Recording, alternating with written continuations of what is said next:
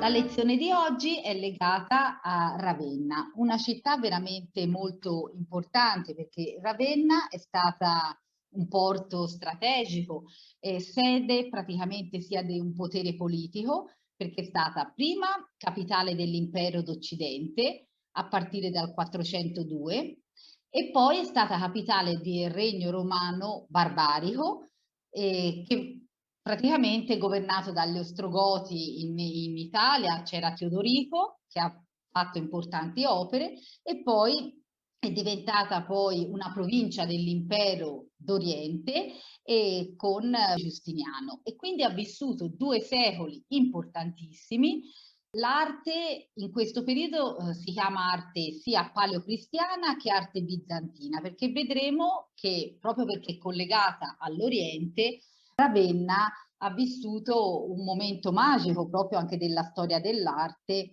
Uno dei concetti più importanti sicuramente è legato, facendo un passo indietro, all'ideale di bellezza. Perché vi mostro opere dell'antichità classica, della Grecia classica? Perché sapete, in questo periodo si guarda molto alla bellezza ideale, si guarda molto alla perfezione delle forme. Praticamente sia le sculture, le statue di eroi non assomigliano a persone reali, ma sono figure idealizzate. Vale a dire, sono figure che cercano la perfezione, la proporzione, l'armonia e a questa bellezza esteriore cercano di far corrispondere sempre una bellezza anche interiore. Considerate che però a partire da Sant'Agostino la bellezza inizia a essere considerata qualcosa di pericoloso, perché la bellezza può, in un certo senso, indurre alla tentazione, può liberare i bassi istinti e può condurre all'idolatria. Ecco, per questa premessa, per capire come in altri periodi, tipo la Grecia classica, vi ho detto l'antica Grecia, si è esaltato l'ideale di bellezza, in altri periodi ci siamo distaccati sia da una bellezza ideale, sia da una bellezza terrena, proprio perché si voleva rappresentare qualcosa che non avesse niente a che vedere con la realtà, ma qualcosa che fosse trascendente. Se pensate per esempio ai Romani e a tutti i ritratti di epoca romana, vedrete un grande, forte senso di realismo. Guardate per esempio questo ritratto qua su in alto a sinistra, oppure il ritratto di quest'altro a destra, di quest'altri personaggi. Sono tutti ritratti che sono improntati a un realismo, a ricercare una somiglianza, cosa che era sconosciuta ai greci, ma è sconosciuta, lo vedremo anche all'arte bizantina, perché l'arte bizantina non cerca assolutamente la somiglianza con il dato reale, con il dato naturale. Considerate che un'epoca importante per l'arte e per la svolta proprio della storia fu quando Costantino, lo sapete, l'imperatore di Roma, si convertì alla religione cristiana proprio nel 312 d.C. e decise poi di trasferire la nuova capitale nell'antica Bisanzio, che non a caso prese il nome da lui, da Costantino, diventò Costantinopoli. E soprattutto una cosa fondamentale per la cristianità è stata quella di aver fatto un editto, chiamato proprio l'editto di Costantino, o conosciuto anche come editto di Milano del 313 d.C., la sua idea fu quella di liberalizzare il culto. Pone fine quindi a tutte le persecuzioni nei confronti dei cristiani.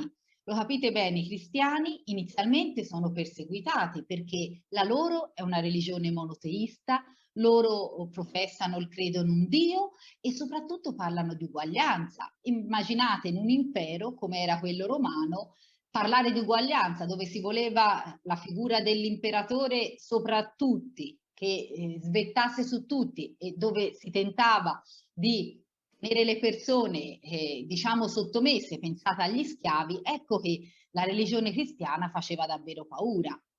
Ecco, però Costantino, dal momento che si convertì, fece in modo poi di porre fine a queste persecuzioni e quindi liberalizzò il culto. Successivamente si deve proprio a Teodosio, un altro imperatore importantissimo, l'editto di Tessalonica. Siamo nel 380, siamo circa 70 anni dopo, lui rende addirittura la religione cristiana quella ufficiale dell'impero romano. Ma le date più importanti da ricordare, per quanto dopo queste premesse che vi ho fatto, per quanto ci riguarda, è cosa succede quando l'impero romano si divide. Perché sapete che Diocleziano aveva diviso l'impero romano in 4 aree, perché era ingestibile, come posso dire, da un singolo imperatore. Cosa succede? Costantino fece la riunificazione, ma nel 395, ricordatevi comunque nel IV secolo, l'impero romano con Teodosio, il nuovo imperatore, si divide in 2 aree. Lui decide di dividere l'impero in impero romano d'Oriente e l'impero romano d'Occidente. L'impero romano d'Oriente mantiene la capitale Costantinopoli, che era la capitale più importante, l'antica Bisanzio, che Costantino aveva fatto crescere e abbellire. Il figlio di Teodosio si chiamava Arcadio, era il primogenito e quindi spettò l'Oriente, mentre a Onorio, che pensate aveva solo 9 anni, quando ereditò l'impero d'Occidente e la capitale dell'impero d'Occidente, indovinate, fu scelta in Ravenna.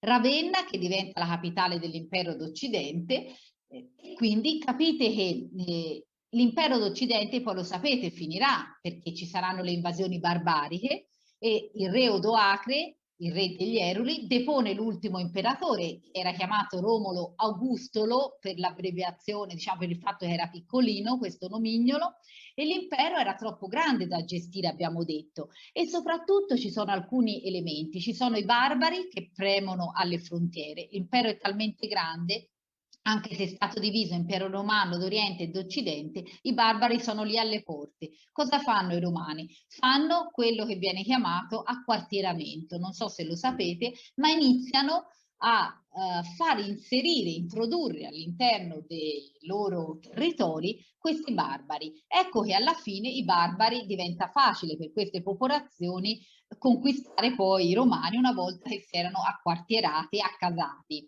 Poi soprattutto c'è un altro elemento che viene riconosciuto dagli storici, molti elementi, però uno tra i più importanti è quello di essersi convertiti, l'abbiamo visto, al cristianesimo. Allora, l'idea di amore e di carità cristiana, ecco, aveva in un certo senso rammollito come posso dire, l'idea di un popolo guerriero, di un popolo combattivo, di un popolo che andava in espansione alla conquista di territori. Ecco che i romani vengono conquistati e l'impero romano d'Occidente praticamente finisce nel 476 d.C., una data fondamentale perché convenzionalmente si fa finire, diciamo, l'arte antica e nasce e inizia il Medioevo, l'arte medievale.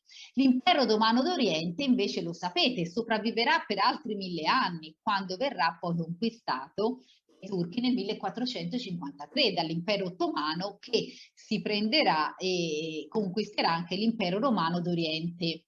Con le invasioni barbariche, no? Cadrà appunto l'impero romano d'Occidente. Cosa succede? Ravenna diventa la capitale di un regno ostrogoto. Il re è Teodorico. Ecco che poi nel 540 una parte dell'Italia, che praticamente è compresa proprio Ravenna, viene riconquistata però dall'imperatore d'Oriente, l'imperatore Giustiniano. Abbiamo detto l'impero d'Oriente continua fino al 1453. Ecco, l'imperatore Giustiniano fa di Ravenna una delle province dell'impero d'Oriente. Ecco che allora vive anche l'esperienza, diciamo, i rapporti stretti con l'Oriente. Tanto che mentre Ravenna cresce come una delle città più importanti e più ricche del suo tempo, di questi secoli, abbiamo detto nel IV, V, VI secolo, le arene e i palazzi di Roma diventano rovine. Guardate, queste tessere riflettono la luce perché, come vi dicevo, sono messe in maniera tale, alcune un po' sfalsate, un po' inclinate, proprio perché se venivano messe tutte piatte magari riflettevano la luce solo in una direzione. Così invece è un abbaglio totale, una bellezza totale per gli occhi e per lo spirito veramente. Vi invito a vedere, guardate questo nastro e sapete cos'è questo? Questo segna il contorno, il mosaico con questa linea di tessere rosse per limitare il moderno dall'antico. Quando è stato fatto il restauro, diciamo, sono state inserite tessere nuove e quindi si è voluto lasciare una traccia attraverso questo filo rosso. Guardate, trovate caratteristici pulvini in Sant'Apollinare in classe, questa sorta di dado rovesciato, doppio, vedete anche capitello, tipici dell'arte bizantina, ma guardate la bellezza, no, del Sant'Apollinare in classe. Guardate, vi mostro ancora altre scene, dei dettagli e vi riporto alla mente appunto, guardate questa, l'astrazione che abbiamo qui, guardate invece il ritorno a Sant'Apollinare Nuovo e vi ricordate l'immagine delle pecorine molto più realistiche e vi ritorno ancora al mausoleo di Galla Placidia dove c'erano le ombre, c'erano tutti i dettagli per far vedere come si è compiuto questo processo che va sempre più verso l'astrazione. E guardiamo uno dei capolavori, sicuramente, è la Basilica di San Vitale.